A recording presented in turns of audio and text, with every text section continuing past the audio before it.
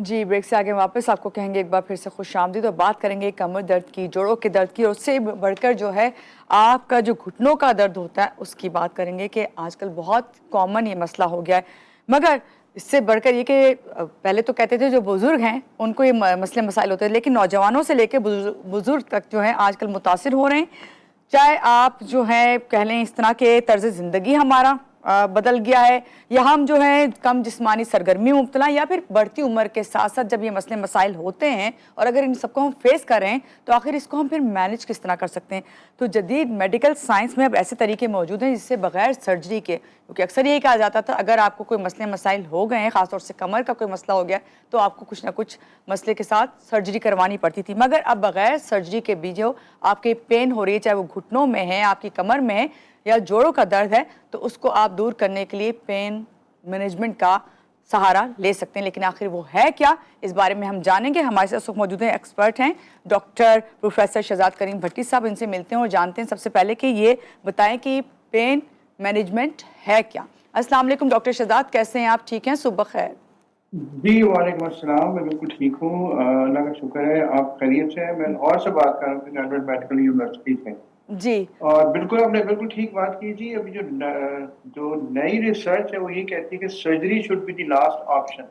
चाहे वो कमर का दर्द है, चाहे वो घुटनों का दर्द है या कोई और भी है, तो अब नए बहुत सारे ऐसे तरीके आ गए हैं कि हम लोग ट्रीट करते हैं घुटनों के दर्द को भी और कमर के दर्द को भी विदाउट सर्जरी, बल्कि ओके। सिर्फ एक सुई सी चुभती है और इसके अलावा कुछ भी नहीं है। अच्छा, ये जो पेन मैनेजमेंट है, ये तरीका इलाज आप बता रहे हैं किसी निडल से किया जाता है? असल में इसका तरीकाकार ऐसा है कि हम लोग, सॉरी फॉर द डिस्टर्ब, अच्छा उसमें होता ही है कि हम लोग अंडर गाइडेंस, जैसे अल्ट्रासाउंड है या सीटी स्कैन है या फ्लोरोस्कोप्स है, उसके अंदर हम एक प्रोसीजर्स करते हैं। जैसे किसी की डिस्क स्लिप कर गई है तो हम इस डिस्क के अंदर एक नीडल पास करते हैं जो बगैर एनेस्थीसिया की होती है। उसके अंदर छोटा सा प्रोसीजर होता है, लाइक 3 से 4 मिनट का। बेहोश नहीं करते, सुन नहीं करते, वो डिस्क आस्ते आस्ते अपनी जगह पे वापस चली जाती है।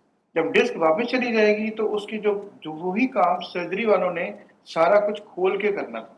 तो इसके एक से ज्यादा 2-3 सेशंस हो सकते हैं, लेकिन हर दफा it takes less than 10 minutes. आधा घंटा रेस्ट करें और फिर घर चले जाएं, बल्कि लोग ड्राइव डॉक्टर करके साहब, घर ये चले तो जाएं। सुनने में बहुत अच्छा लग रहा है और ये लग रहा है कि बस ये कोई मैजिकल ट्रीटमेंट है, क्योंकि आप देखें आजकल ये इतना कॉमन हो गया है जॉइंट्स पेन, और उससे बढ़कर ये जो आप कमर का दर्द की जिक्र कर रहे हैं, अक्सर होता है कि नर्व कंप्रेशन हुआ हुआ होता है। क्या ये सब भी इस तरीका इलाज से सही हो जाता है? और जिस तरह आपने कहा कि आधे घंटे में आप घर चले जाते हैं, थोड़ा सा मजीद इसको जानना चाहेंगे हम आपसे। जी, ये बिल्कुल ऐसे ही हो जाता है। हमने पाकिस्तान में तकरीबन को 1,10,000 से ज्यादा पेशेंट्स किए हैं। ये डाटा हमारे पास, हमारी प्रेजेंटेशन होती हैं सारी दुनिया के अंदर। अगले महीने मैंने अमेरिका में जाके ये चीजें प्रेजेंट करनी है। तो मेन होता ही है कि ये रिकग्नाइज ट्रीटमेंट है, पाकिस्तानी ट्रीटमेंट नहीं है। ये जो मैं एक ओजोन थेरेपी होती है उसकी बात कर रहा हूँ। ये 1785 के अंदर ये शुरू हुई थी। पहली जो किताब ओजोन पे छपी थी वो 1886 में छपी थी। ये रिकग्नाइज ट्रीटमेंट है पूरे यूरोप में, चाइना में, इंडिया में और बाकी मुल्कों में। हमारी ट्रेनिंग सारी या यूरोप की होती है, इटली की, जर्मनी की ट्रेनिंग होती है। उसमें सिर्फ करते ही हैं कि हम अंडर फ्लोरोस्कोप यानी कैमरे में उस डिस्क को लोकलाइज करते हैं जो कि आपको प्रोसीजर कॉज कर रही है। जी। उस डिस्क को फिर हम ये करते हैं कि उस डिस्क के अंदर एक नीडल पास करते हैं, उसके अंदर, उसके थ्रू हम उसके अंदर ओजोन या कोई भी दूसरा ट्रीटमेंट करते हैं। मरीज बेहोश नहीं होता, सुन नहीं होता, टाँका नहीं लगता, उसको कुछ नहीं हम करते। और सही। उसके बाद हम क्या करते हैं कि वो मरीज को आधा घंटा वहां पे रेस्ट कराते हैं, उसकी थोड़ी बहुत फिजियोथेरेपी होती है और उसके बाद वो घर चले जाते हैं। अच्छा that's it, professor that is साहब, द ओनली थिंग। आपने जिस तरह तरीका जी इलाज बताया ये सुनने में तो बहुत अच्छा और आसान लग रहा है, लेकिन सबसे ज़्यादा लोग जो आपसे जानना चाहेंगे सो ये कि आप ये बताइए कि इसका क्या एक्सपेंसिव होता है, और दूसरे एक दफ़ा अगर आप करा लें तो क्या लाइफ टाइम के लिए होते हैं या आपको कुछ अरसे बाद फिर रिपीट करवाना पड़ता है? देखिए, अगर आप इसको कंपेयर करें ना सर्जरी के साथ, तो surgery is very very expensive. उसके सर्जरी के मुकाबले में तो ये कुछ भी नहीं है। हम लोग जो हॉस्पिटल के अंदर लाहौर में, यहाँ पे तो हम इसको फ्री करते हैं। वैसे प्राइवेट कॉस्ट देखी जाए तो मेरा ख्याल है वो कोई अराउंड 60-70 हज़ार रुपए के करीब होगी। सर्जरी के अच्छे यूनिट से more than $1 million, may be इससे ज्यादा या इससे कम हो सकती है। फिर सर्जरी में एनेस्थीसिया की कॉम्प्लिकेशंस है, उस और कॉम्प्लिकेशंस भी हो सकती हैं। हमारे ख्याल में जो पेन मैनेजमेंट के लोग हैं, surgery should be the last option. जब कुछ ना बचे तो फिर सर्जरी होनी चाहिए, इसके अलावा सर्जरी की जरूरत ही आपको नहीं पड़ेगी। जी डॉक्टर साहब, ये घुटनों में गैप आ जाता है, ठीक है, क्या इसके लिए भी जी ये तरीका इलाज होता है? और दूसरी ये कि अक्सर कहते हैं कि मोरों का दर्द, खासतौर से जो मोटरसाइकिल बाइक राइडर्स हैं, उनके साथ ये बहुत बड़ा मसला है। तो आप समझते हैं कि ये तरीका इलाज करवा के वो काफ़ी अरसे तक अपने आप को जो है सही रख सकते हैं, पेन फ्री रख सकते हैं? और मैंने आपसे एक सवाल में ये भी ऐड किया था कि आप ये बताइए, क्या इस तरीका इलाज को फिर रिपीट करवाना पड़ता है कुछ अरसे बाद, या ये आपका लाइफ टाइम के लिए आपकी ट्रीटमेंट हो गई? देखिए, मेडिसिन में कोई भी चीज लाइफ टाइम नहीं होती। इवन जो लोगों ने सर्जरी कराई उनको भी दोबारा जरूरत पड़ सकती है।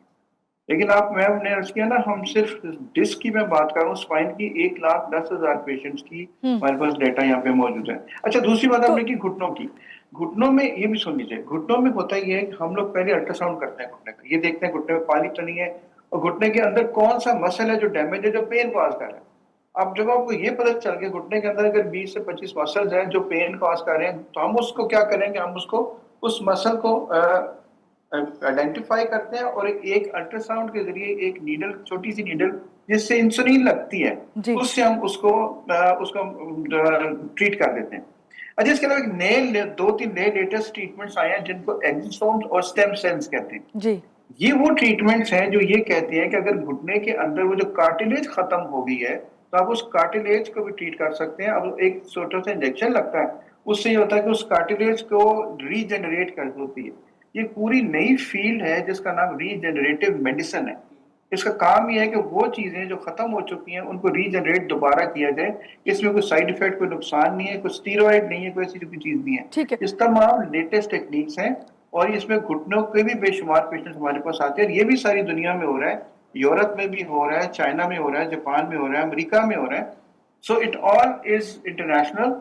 सो जी no need of surgery. Surgery should be the last option. आखिरी वो होनी चाहिए, जब कुछ ना बचे फिर सर्जरी कराएं। जी। अच्छा डॉक्टर साहब, यहाँ पे ये भी बताइएगा ज़रूर कि यहाँ पे कोई एज लिमिट है इस ट्रीटमेंट की, या हर एज के लोगों के आप ये ट्रीटमेंट कर सकते हैं और उनके लिए ये फायदेमंद है?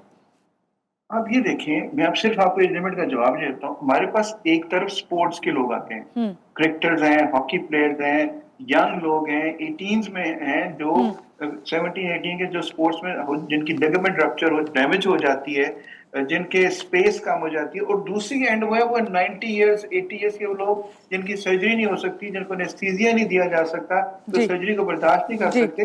वो चूंकि इसमें ना तो एनेस्थीसिया है, ना आपने कोई काटना है, ना आपने कोई टांका लगाना है। It's a very safe treatment.